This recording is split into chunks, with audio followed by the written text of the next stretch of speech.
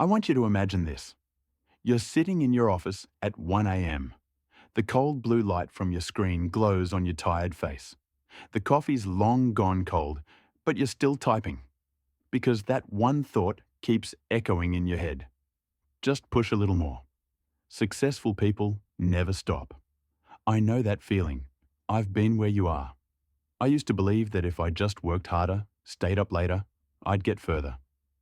But after spending nearly half my life working with entrepreneurs, creators, and athletes here in the US, I've learned one truth.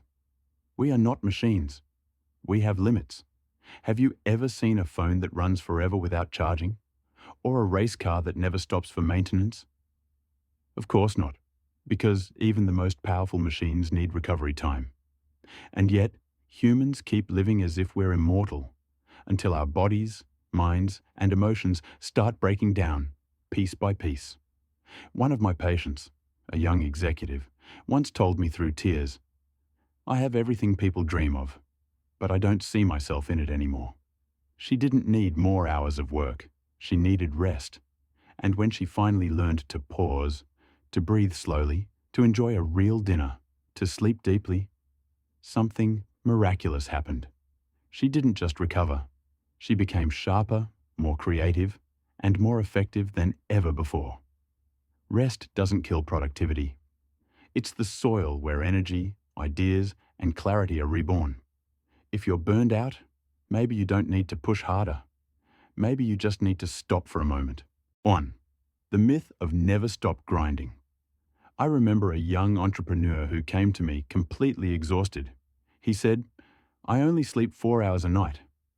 I'm doing what Elon Musk said, working 100 hours a week to get ahead. He laughed, but his eyes were red, heavy, and tired. He believed burnout was proof of dedication. But the truth is, it's an illusion of progress. In America, we glorify grind culture, the idea that real winners never rest. People post late-night photos with captions like, "No days off," as if sleep deprivation were a badge of honor. But after years of watching how this plays out, I can tell you, those who sleep less often end up redoing the most. The human body isn't a machine. Productivity doesn't rise with the number of hours you sit at your desk. It rises with how well you recover. Studies across the US show that after around 50 to 55 hours of work per week, productivity plateaus. Every extra hour just makes you feel busy, but doesn't move you forward. Think about it. If a race car never stops at the pit, can it ever finish the race? Or will it break down halfway? Humans are the same. When you push yourself at full speed non-stop, you're not proving your strength. You're testing your limits to collapse. And the scariest part? Most of us only realize it when it's already too late. 2. Rest is not the opposite of work. It's the foundation picture this. You're standing before a shining skyscraper in the city. It looks strong, solid, unshakable. But if you knew its foundation was built on sand, would you step inside? Your brain works the same way. Without rest, everything you're building, your career, success, dreams, stands on sinking ground. Many people think rest is the opposite of work. They believe stopping means slacking. But that's a dangerous misconception. Rest isn't the enemy of productivity. It's the foundation of it. I've worked with clients who run multi-million-dollar companies. They have everything: power, wealth, admiration. But then, one day, they crash. Not because they lacked skill, but because they lacked the ability to stop and recharge. One told me, "I thought if I just kept working, I'd hold my position. But then I realized I was trading my soul for a calendar that never ends." Rest doesn't set you back. It brings you home. So your mind can reset, your heart can breathe, and your energy can rebuild. Remember, the tallest buildings only stand tall because their foundations run deep. In life, rest is that deep foundation that holds every lasting success. 3. Your brain needs idle time to create. Think about this. Have you ever had a brilliant idea, not at your desk, but while taking a shower, driving, or washing dishes? Ever wondered why? The answer lies in something called the default mode network, the brain system that activates when you're not focused. When you let your mind wander, your brain begins connecting memories, experiences, and emotions in new ways. And suddenly, boom, an idea appears. One of my clients, a creative designer, once told me, "I sat at my computer for hours with a blank mind. But the moment I went for a walk, 100 ideas came rushing in." That's not magic. That's the science of letting go. When you're constantly working, your brain stays in processing mode, sorting, calculating, problem solving. It's like driving through heavy traffic without ever stopping to check the map. You're moving, but you might not be going the right way. But when you give yourself idle time, your brain climbs the hill and sees the bigger picture. It's no longer trapped in details. It starts connecting the dots. So, if you're looking for the next big idea, the answer might not be on your desk. It might be waiting for you, the moment you finally pause. 4. The art of complete rest. I often tell my patients, rest isn't just about closing your eyes and sleeping. It's the art of total recovery. You can sleep 8 hours every night and still wake up exhausted, because your mind never truly rested. Rest, at its core, isn't just for the body. It's for your mind, your emotions, and your spirit. Let's start with the basics. Deep sleep. Real quality sleep, 7 to 9 hours following a steady rhythm, is the most powerful natural medicine you can give yourself. No coffee, no supplement can ever replace it. Then there are micro breaks, 5 to 10 minutes during your day. Stand up, stretch your shoulders, look out the window, take a few deep breaths. It sounds small, but these tiny pauses are like pressing your brain's refresh button. I also encourage people to try active rest, walking, gardening, cooking, even cleaning. Activities that let your body move while your mind relaxes. And then there's creative rest, reading a book outside your field, listening to unfamiliar music, or wandering through an art gallery. Your brain needs new food to spark new ideas. But perhaps the most vital form of rest is emotional rest. That's when you give yourself permission not to be strong all the time. When you allow silence. When you step away from people or spaces that drain your energy. And finally, something that's becoming harder than ever, digital detox. Turn off your phone. Step away from social media. Let your mind breathe. You'll be amazed to realize the world doesn't fall apart when you go offline, but your inner world begins to heal. 5. The burnout story. When your effort consumes you. I've seen so many people collapse, not because they were weak, but because they forgot how to stop. Burnout doesn't strike overnight. It creeps in slowly, morning by morning, until one day you wake up and no longer feel like starting your day. You still work, you still smile, you still say, "I'm fine." But deep down, you're running on empty. I remember one patient, a successful marketing executive. She told me, "Every morning I look at my packed meeting schedule and feel like I'm drowning. I don't hate my job. I just don't recognize myself in it anymore." Then one day, she broke down in the middle of a meeting. Not because of one big problem, but because her mind and body had simply had enough. Burnout isn't just tiredness, it's emotional numbness. When the things that once excited you now feel meaningless. When you do everything right, yet feel nothing at all. And the saddest part? Most people only realize it after everything falls apart, when their body says enough, and their mind begins to rebel against itself. In those moments, rest isn't optional. It's biological necessity. You can fight your schedule. You can push against deadlines. But you can't fight the natural limits of being human. Rest isn't a luxury. It isn't a reward. It's the condition for your existence. The space where you return to being fully, completely yourself. 6. The science of energy cycles. The human body runs on rhythm, a natural cycle you can't override, no matter how strong your willpower. In behavioral psychology, we call it the ultradian rhythm, Cycles that last 90 to 120 minutes, where your focus rises to a peak and then naturally declines.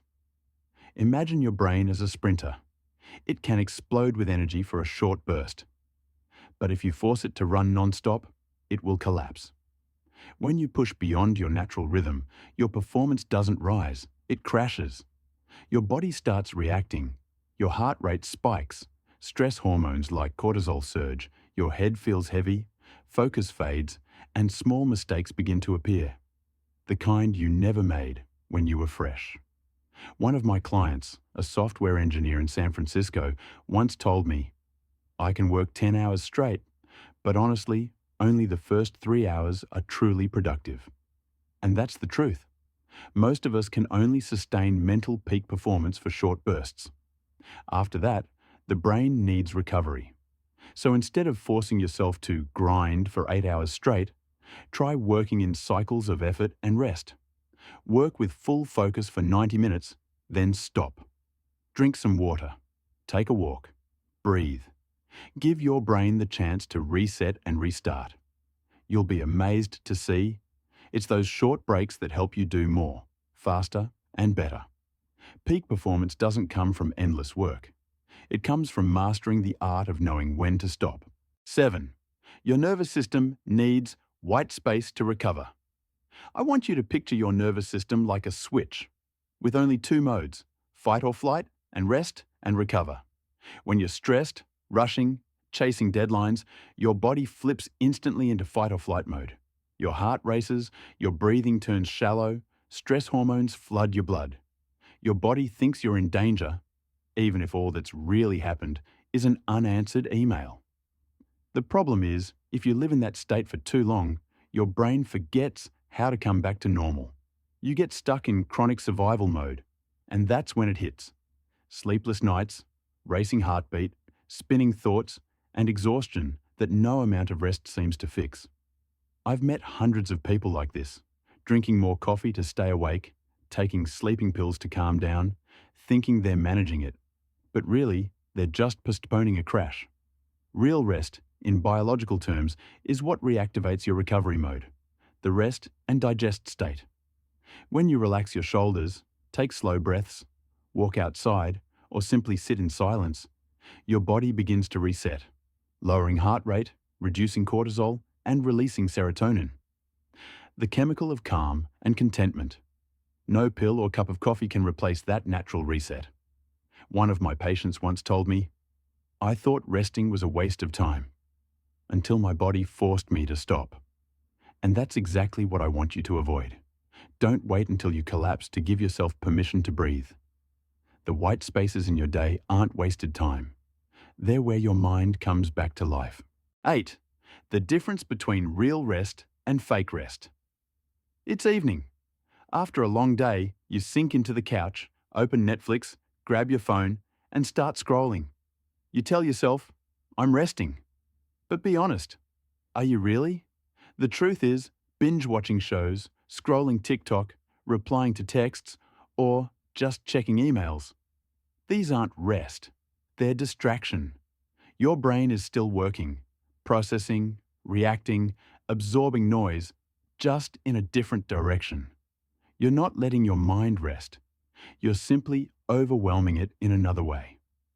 One of my patients once said, "I don't work after hours, but I still wake up exhausted." When we reviewed her evenings, she realized she spent over 3 hours every night scrolling through her phone, reacting to hundreds of tiny bits of information. Her body was still, but her mind never stopped running. Real rest feels completely different. It's when your nervous system slows down, your breath deepens, your heart steadies. It's the moment you sit quietly with a cup of tea, take a walk in the sunset, or simply lie down and feel your breath move through you. In those moments, your mind becomes still, not empty, but open. And in that quiet, your brain finally recharges. That's when your energy returns, your thoughts clear, and your emotions rebalance. So next time you tell yourself, "I'm resting," ask, "Am I really recovering? Or just trading one kind of exhaustion for another?" 9. Intentional rest. the hidden skill of the successful. I've coached countless leaders, people running massive teams, carrying huge pressure every single day. And you know what they all have in common? It's not that they work harder than everyone else. It's that they rest more strategically than most people ever do. One CEO I worked with had a rest schedule as strict as his meeting schedule. He treated his bedtime like an unbreakable appointment. After 9 p.m., no emails, no notifications. Every weekend, he practiced what he called a disconnect ritual, often hiking, cooking, or spending time with family. He told me, "I don't see rest as a reward for good work. I see it as part of the work. And that's the difference between people who burn bright and fade fast, and those who last." Intentional rest isn't laziness. It's disciplined awareness, knowing when to pause, when to retreat, and when to return stronger. I once asked a tech executive in Silicon Valley, "What's your secret to staying sharp for 15 years straight?" He smiled and said, "I learned to rest before I had to." We tend to think rest comes after the work. But the truth is, rest is part of the work. It's a calculated strategy to keep you focused, creative, and balanced over the long run. Successful people don't wait to burn out before they rest. They recover proactively because they know this simple truth: your energy is an asset, and it is not unlimited. 10. The rest revolution. I believe we're standing at the edge of a revolution, the rest revolution. The 21st century is no longer the era of people working 100-hour weeks just to prove their worth. It's the era of those who know how to manage energy, not just time. After years of working with companies across the US, I've witnessed a quiet but powerful shift. The most successful organizations aren't the ones where people work the longest hours. They're the ones where people rest the smartest. They've realized that a tired brain can't create, and an exhausted heart can't inspire. I remember a young founder once told me, "I used to brag about sleeping only 4 hours a night. Now I brag about getting 8. It sounds simple, but that's the turning point. When rest stops being seen as weakness and becomes a mark of self-mastery, it's time we redefine our values. Not who works the hardest wins, but who recovers the best leads. Not who runs the fastest, but who knows when to pause goes the farthest." And maybe that's the true definition of success in our time. Not pushing until you break, but learning to rest so you can rise stronger. Because in the end, rest isn't retreat. It's the runway for your next great leap.